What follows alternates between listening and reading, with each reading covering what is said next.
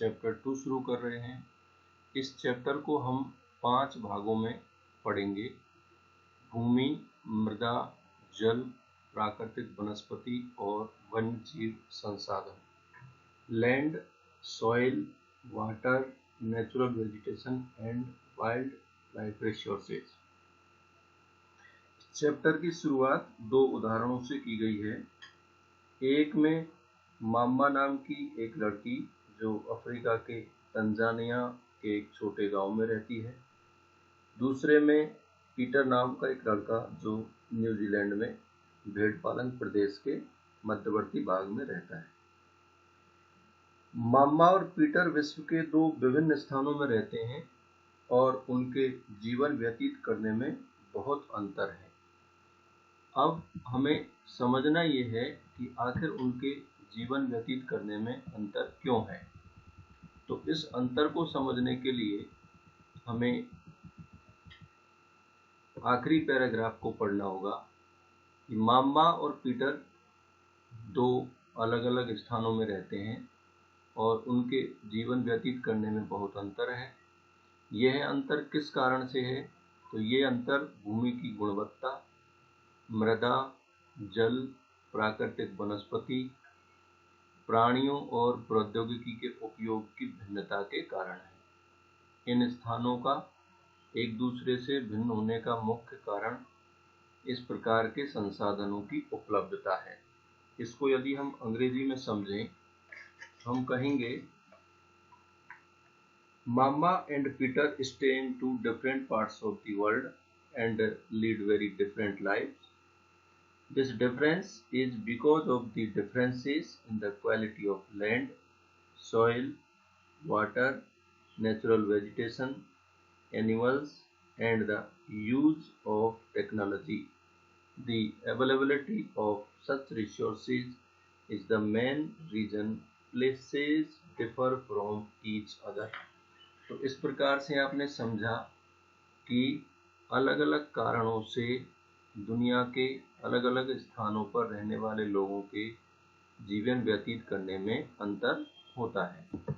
इसी बात को समझने के लिए आप ये एक्टिविटी कर सकते हैं कि जिस प्रदेश में आप रहते हैं उस प्रदेश में भूमि, मृदा के प्रकार तथा जल उपलब्धता का परीक्षण करें और अपनी कक्षा में परिचर्चा करें कि किस प्रकार लोगों की जीवन शैली इनके द्वारा प्रभावित होती है।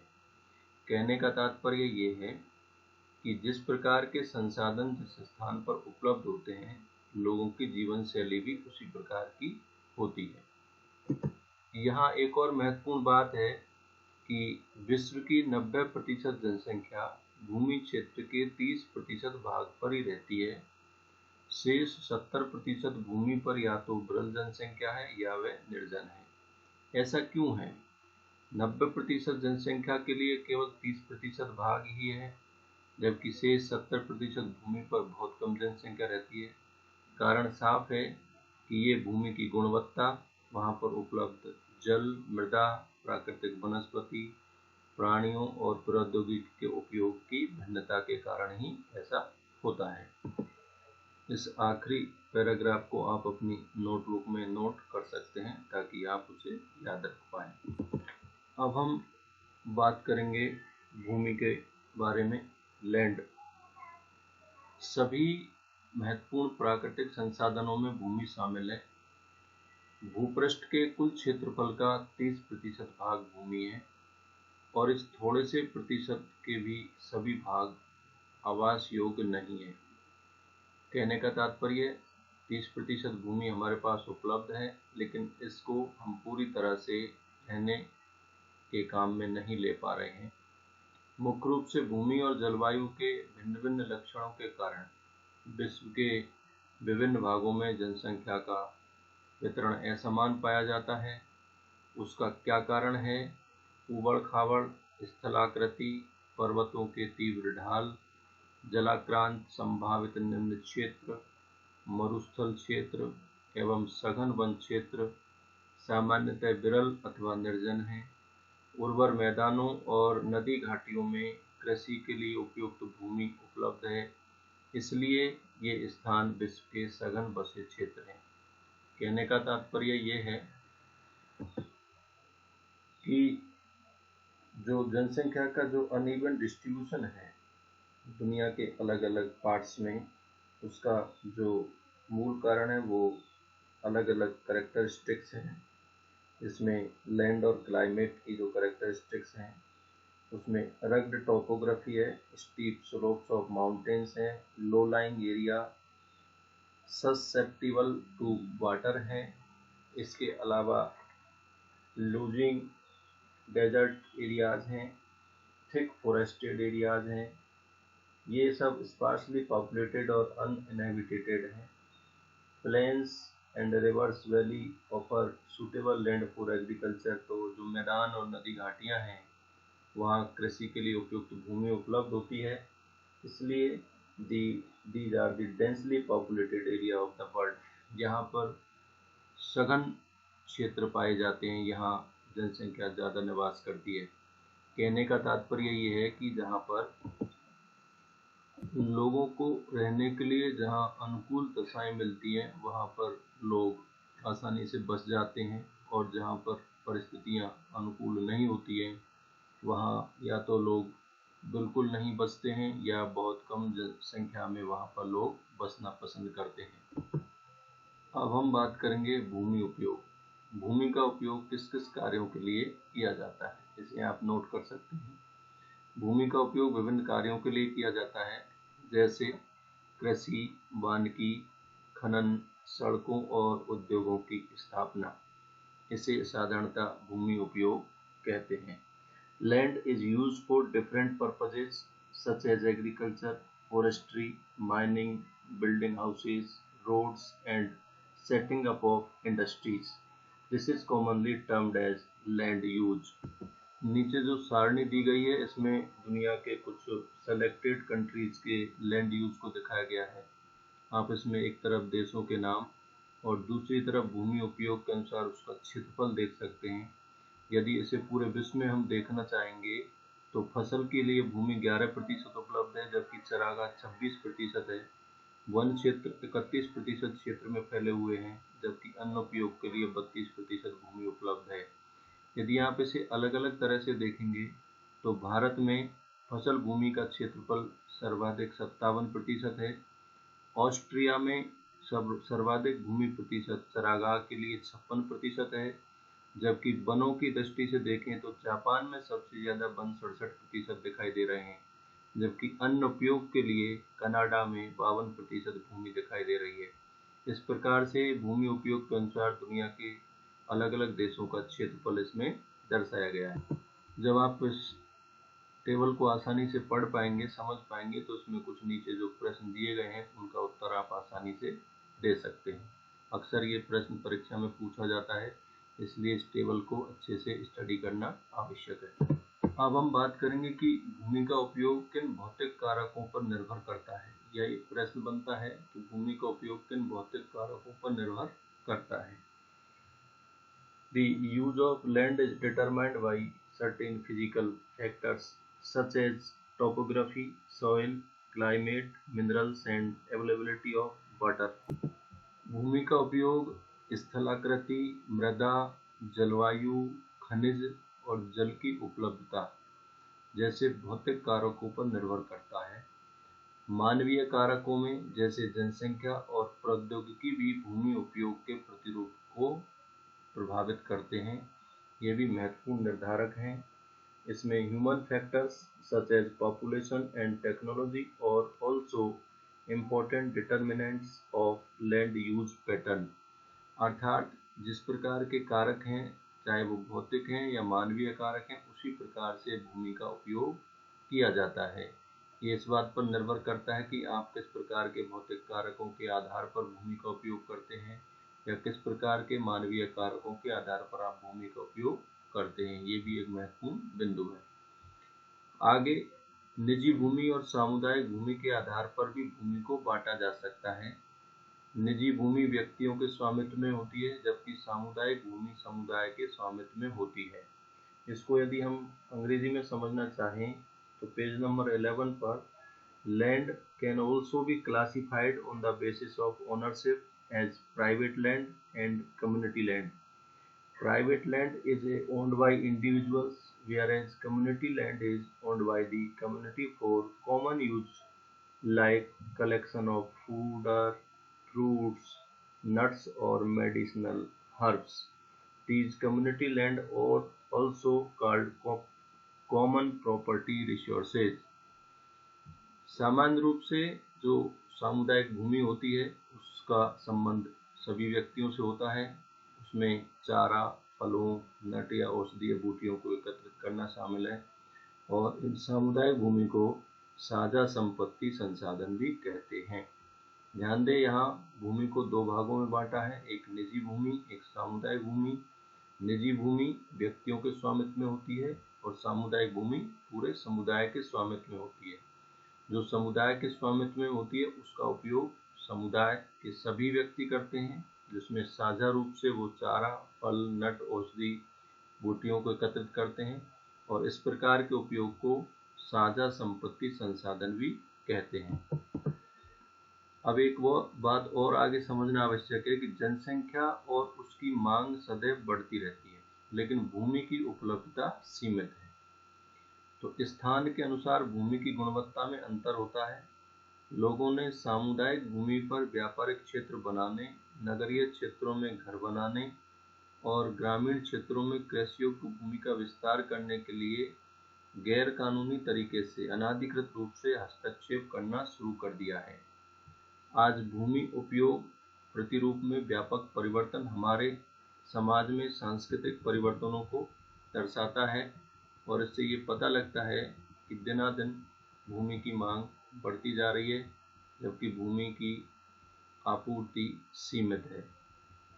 वर्तमान में कृषि और निर्माण संबंधी गतिविधियों के प्रसार के कारण निम्नीकरण, भूस्खलन, मृदा अपरदन और मरुस्थलीकरण पर्यावरण के लिए प्रमुख खतरा बनते जा रहे हैं। जैसे जैसे भूमि की मांग बढ़ती जा रही है, भूमि पर दबाव बढ़ता जा रहा है और खेती और निर्माण संबंधी गतिविधियों का प्रसार हो रहा है, जिसके कारण भूमि की गुणवत्ता खराब हो रही है, भूस्खलन हो रहा है, मृदा अपरदन हो रहा है, मरुस्थलीकरण हो रहा है। ये सभी पर्यावरण के लिए एक प्रकार से खतरा है। यदि समय रहते इनको नहीं रोका गया तो एक दिन पर्यावरणीय संतुलन बिगड़ सकता है। People and their demands are ever growing, but the availability of land is limited. The quality of land also differs from place to place. People started encroaching the common land to build up commercial areas, housing complexes in the urban areas, and to expand the agricultural land in the rural areas. Today, the vast changes in the land use pattern also reflect the cultural changes in our society. Land degradation, landslides, soil erosion, desertification are the major threats to the environment because of the expansion of agriculture and construction activities. Now you can see this figure 2.2, भूमि उपयोग में समय के अनुसार परिवर्तन। आप चित्र संख्या 1 देख रहे हैं जहाँ पर हरियाली ज़्यादा है। चित्र संख्या 2 में धीरे धीरे हरियाली कम होती जा रही है, कंस्ट्रक्शन ज़्यादा हो रहे हैं। चित्र संख्या 3 में हरियाली और भी कम होती गई है, बसावट ज़्यादा हो रही है। और चित्र संख्या 4 में आप देख पा रहे हैं कि हरियाली लगभग पूरी तरह से समाप्त हो गई है। बिल्डिंग्स बन गए हैं, रोड्स बन गए हैं, फैक्ट्रीज बन गई हैं और इस प्रकार से ये समय के अनुसार जो परिवर्तन हो रहा है ये कहीं न कहीं पर्यावरण के लिए एक प्रकार का खतरा है। अब चूंकि भूमि उपयोग में समय के साथ परिवर्तन हो रहा है तो इस महत्वपूर्ण संसाधन भूमि का संरक्षण कैसे किया जाए। आओ इस बिंदु पर चर्चा करते हैं कि भूमि संसाधन का संरक्षण कैसे किया जा सकता है। तो बढ़ती जनसंख्या और इसकी बढ़ती मांगों के कारण वन भूमि और कृषि योग्य भूमि का बड़े पैमाने पर विनाश हुआ है। इससे इस प्राकृतिक संसाधन का बहुत नुकसान हुआ है और इस प्राकृतिक संसाधन के समाप्त होने का डर पैदा हो गया है। इसलिए विनाश की इस वर्तमान दर को अवश्य ही रोकना चाहिए। कैसे रोका जा सकता है? वन रोपण, भूमि उद्धार, रासायनिक कीटनाशकों और उर्वरकों के विनियमित उपयोग तथा अतिचारण पर रोक आदि भूमि संरक्षण के लिए प्रयुक्त कुछ सामान्य तरीके हैं। इसे इस प्रकार से समझा जा सकता है, यदि ये पूछा जाए कि भूमि संसाधन का संरक्षण कैसे किया जाए, तो भूमि संसाधन के संरक्षण के लिए सबसे पहले अधिक से अधिक वन लगाए जाए, भूमि की गुणवत्ता सुधारी जाए, रासायनिक कीटनाशकों का इस्तेमाल जो हम करते हैं उनकी मात्रा कम की जाए, उन्हें सावधानी पूर्वक इस्तेमाल किया जाए। कीटनाशकों के साथ साथ उत्तम किस्म के बीज उसमें डाले जाएं। जो अतिचारण हो रहा है, जानवर जो खेतों पर या ज़मीन पर विचरण करते रहते हैं, जो घास को उखाड़ते रहते हैं, उससे भी भूमि की गुणवत्ता खराब होती है, उसको रोका जा सकता है। और इस प्रकार से कुछ तरीके हैं जिनके चलते भूमि संसाधन का संरक्षण किया जा सकता है। Conservation of land resources. Growing population and their ever-growing demand has led to a large-scale destruction of forest cover and arable land and has created a fear of losing this natural resource. Therefore, the present rate of degradation of land must be checked.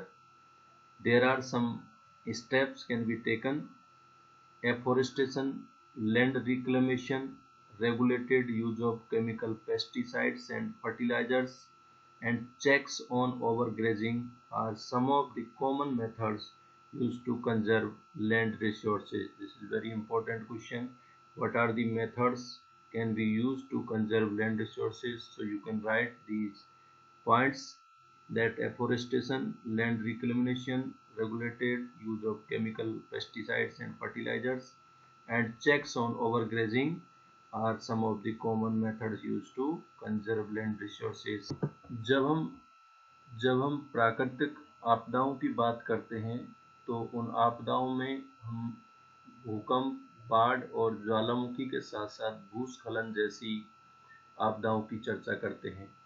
यहाँ भूस्खलन से संबंधित एक उदाहरण दिया है, इसे हमें समझना आवश्यक है, क्योंकि ये लैंडस्लाइड्स जिसे हम अंग्रेजी में कहते हैं, आखिर ये पर्यावरणीय असंतुलन के कारण ही है। भूस्खलन क्या है? भूस्खलन को सामान्य रूप से शैल, मलबा या ढाल से गिरने वाली मिट्टी के संचलन के रूप में परिभाषित किया जाता है। ये प्राय भूकंप, बाढ़ और ज्वालामुखी के साथ घटित होते हैं। लंबे समय तक भारी वर्षा होने से भूस्खलन होता है। यह नदी के प्रवाह को कुछ समय के लिए रोक देता है, अवरुद्ध कर देता है। नदी अवरुद्धता के अचानक फूट पड़ने से निचली घाटियों के आवासों में विध्वंस आ जाता है। पहाड़ी भूभाग में भूस्खलन एक मुख्य और विस्तृत रूप से फैली प्राकृतिक आपदा है, जो प्राय जीवन और संपत्ति को भारी नुकसान पहुंचाती है और चिंता का एक मुख्य विषय है। Landslides are simply defined as the mass movement of rock, debris or earth down a slope. They often take place in conjunction with earthquakes, floods and volcanoes. A prolonged spell of rainfall can cause heavy landslide. Remember, a prolonged spell of rainfall can cause heavy landslide that can block the flow of river for quite some time. The formation of river blocks can cause havoc to the settlements downstreams on its bursting. In the hilly terrain, landslides have been a major and widely spread natural disaster that often strike life and property and occupy a position of major concern. So this is a threat to the life. Landslide, landslide is a natural hazardous condition, natural disaster which may cause for the loss of life and property. So भूस्खलन क्या है और भूस्खलन किस कारण से होता है, ये जानने के बाद हमें इसके मिटिगेशन मैकेनिज्म के बारे में जानना जरूरी है कि इसका न्यूनीकरण क्रियाविधि कैसे समझी जाए। तो यहाँ पर भूस्खलन को रोकने की कुछ विधियाँ लिखी हैं, उन्हें हम एक एक करके समझने का प्रयास करते हैं। कि भूस्खलन प्रभावित क्षेत्रों का मानचित्र बनाकर इसमें प्रभावित होने वाले स्थानों को इंगित किया जाए। सबसे पहले आइडेंटिफाई किया जाए कि कौन कौन से क्षेत्र हैं जो लैंडस्लाइड प्रोन हैं, और इस प्रकार इन क्षेत्रों को आवास बनाने के काम में ना लिया जाए। अर्थात यहाँ पर रहने के लिए घर नहीं बनाने चाहिए, क्योंकि यहाँ कभी भी लैंडस्लाइड हो सकता है। तो ऐसे क्षेत्रों की पहचान की जाए जहाँ लैंडस्लाइड की संभावनाएं अधिक बनी रहती हैं, और ऐसे क्षेत्रों में आवास बनाने की गतिविधियों को न किया जाए। यहाँ पर निवास के लिए ये स्थान उपयुक्त नहीं होते हैं। दूसरा है, भूमि को खिसकने से बचाने के लिए प्रतिधारित दीवार का निर्माण भी किया जाए। Construction of retention wall to stop land from slipping. एक ऐसी दीवार जो आप ये चित्र में देख रहे हैं, एक प्रतिधारी दीवार बना देनी चाहिए, जिससे यदि भूस्खलन होता भी है तो उसकी गति कम हो जाए और वो ज़्यादा नुकसान ना पहुंचाए। अगला है, भूस्खलन को रोकने का सबसे जो प्रभावी तरीका है वो वनस्पति आवरण में वृद्धि करना है। जनरली देखा गया है कि लैंडस्लाइड इसलिए होता है क्योंकि उसकी जो ऊपरी लेयर है उस पर घास या दूसरे प्रकार की वनस्पति का कवर है वो बहुत कमज़ोर होता है या नहीं होता है। इसलिए increase in the vegetation cover to arrest landslide, that is very important point। क्योंकि यदि भूस्खलन को रोकना है तो सबसे पहले उस पर वनस्पति आवरण बढ़ाया जाना चाहिए, क्योंकि घास से मिट्टी आपस में जुड़ी रहती है और वो जल्दी से अपना स्थान नहीं छोड़ती है। अगला है, सतही अपवाह तथा झरना प्रवाहों के साथ साथ भूस्खलन की गतिशीलता को नियंत्रण करने के लिए पृष्ठीय अपवाह नियंत्रण उपाय कार्यान्वित किए जाने चाहिए। The surface drainage control works to control the movement of landslide along with rain water and spring flow. तो यहाँ पर ड्रेनेज सिस्टम तैयार किया जाना चाहिए ताकि पानी को धीरे धीरे ऊंचाई से नीचे की ओर बहने के लिए रास्ता दिया जाए या उसे दिशा प्रदान की जाए। एक साथ पानी जब तेजी से गिरता है तो वो मिट्टी को काटता है, और ऐसे धीरे धीरे मिट्टी कटते कटते लैंडस्लाइड में तब्दील हो जाती है, जिससे बहुत ज़्यादा जनधन की हानि हो सकती है। तो ये कुछ मिटिगेशन मैकेनिज्म यहाँ पर बताए गए हैं। ये आम जीवन में अच्छे से समझने वाली बातें हैं। ये केवल किताबी ज्ञान ही नहीं अपितु हमारे दैनिक जीवन में काम आने वाली बातें हैं। इन बातों को हम ध्यान में रखकर इस प्रकार की प्राकृतिक आपदाओं से अपने आप को जनधन की हानि होने से बचा सकते हैं, किसी भी प्रकार के नुकसान से हम बच सकते हैं। इस प्रकार से हमने इस अध्याय के 5 भागों में से पहला भाग भूमि को समझा।